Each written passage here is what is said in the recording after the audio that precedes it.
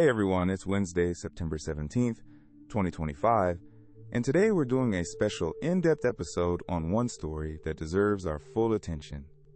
We're looking at the surge in solitary confinement inside ICE detention, why it's happening, and what it means for people in custody and the communities around them.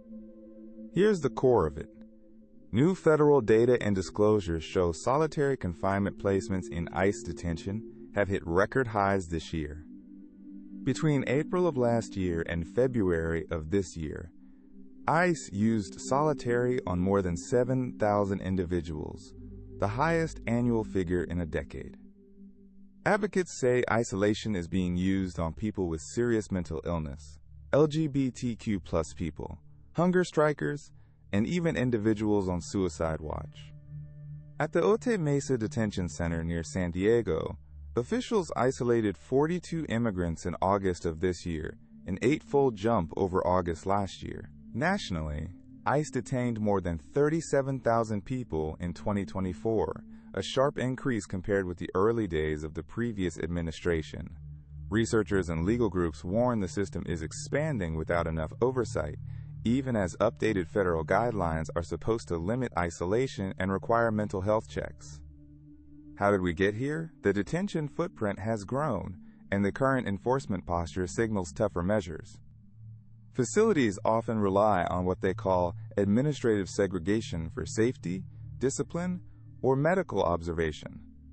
But experts say it's overused, can drag on for days or weeks, and too often lacks meaningful review. That's a critical concern, because prolonged isolation can worsen mental health, increase self-harm and suicide risk, and undermine due process. Members of Congress are pressing for reforms again, and we could see more oversight hearings and investigations this fall. A few key dates to watch: the data window from April 2024 through February 2025, and that August spike at Otay Mesa. What happens next could include new detention standards guidance, tighter reporting rules, or limits written into funding bills.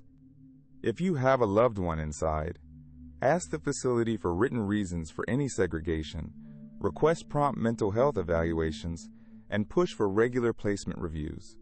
Seek qualified legal help, document everything, contact your congressional district office, and consider filing complaints with DHS civil rights offices and the Inspector General. Bottom line, solitary confinement in ICE detention is rising at the very moment transparency and oversight are being tested. We'll keep tracking the numbers, the hearings, and the real-world impact. For continuing coverage and resources, visit visaverge.com.